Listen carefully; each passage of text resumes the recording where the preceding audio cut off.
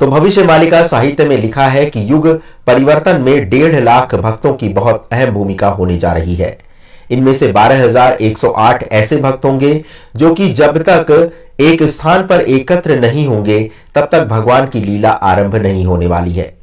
इनमें से 3,000 भक्त ऐसे हैं जो स्वयं सिद्ध हैं और 108 भक्त ऐसे हैं जो स्वयं प्रभु के रूप ही होंगे। इससे आगे की संख्या के बारे में अभी कुछ बताया नहीं गया है।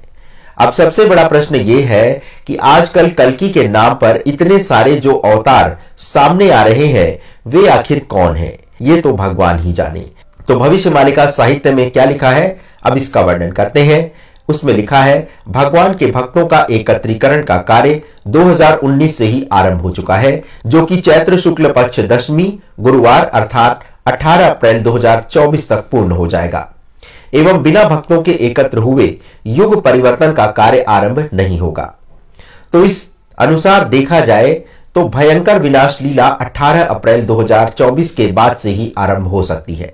इसी मालिका साहित्य में कहा गया है कि जब धरती पर घनघोर संकट छाएगा और चारों ओर विपत्ति ही विपत्ति दिखाई देने लगेगी, तब आम जनता त्राहिमाम कर उठेगी। ये ऐसा समय होगा जब सामान्य जन से लेकर भगवान के भक्तों को भी ये लगने लगेगा कि अब किसी भी पल जीवन समाप्त हो सकता है।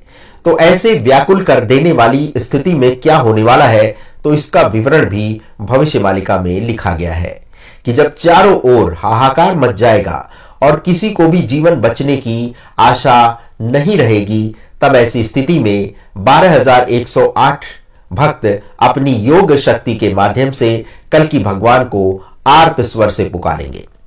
जब हजारों व्याकुल भक्तों की पुकार कल्कि भगवान के कानों में पड़ेगी, तब साक्षात वो प्रकट हो जाएंगे। अब सबसे बड़ा प्रश्न ये है कि आखिर इतना कोलाहल पैदा करने वाली कौन सी स्थिति हो सकती है जिसमें किसी को भी अपना जीवन बचने की आशा ना दिखे? तो इसका उत्तर भी भविष्य मालिका में लिखा है कि जब भारत पर परमाणु बम से हमला किया जाएगा, तभी हर तरफ कोलाहल मच जाएगा और अपने प्राणों की रक्षा के लिए भगवान की शरण में सारे भक्त चले जाएंगे। वैसे भगवान के प्रकट होने की ये एक स्थिति तो व्यक्त की गई है, किंतु ये सुनिश्चित नहीं किया जा सकता कि भगवान इसी कालखंड में प्रकट हो जाएंगे। वैसे जब परमाणु हमला होगा तो भारत की सत्ता को चलाना भी एक गंभीर चुनौती होगी, और जब हर ओर आग बरस रही होगी तो क्या आमजन और क्या सत्ताधारी नेता सभी अपने अपने प्राण बचाने हेतु भागेंगे। तो ऐसे समय में राजा की कुर्सी पर बैठने की स्थिति नहीं रहेगी, एवं जब कोई देश का नेतृत्व करने वाला ही नहीं रहेगा, तो ऐसे समय में भगवान को ही देश की बागडोर संभालनी होगी। यदि ये परमाणु हमला दिल्ली में होता है तो ये स्थिति और भी अराजक हो सकती है, क्योंकि जब राजधानी ही आपदा से पीड़ित हो जाएगी तो फिर वहां से राजकाज का काम कैसे चल सकेगा।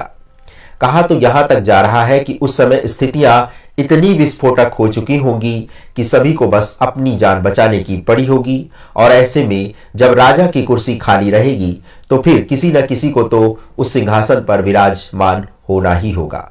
किंतु हम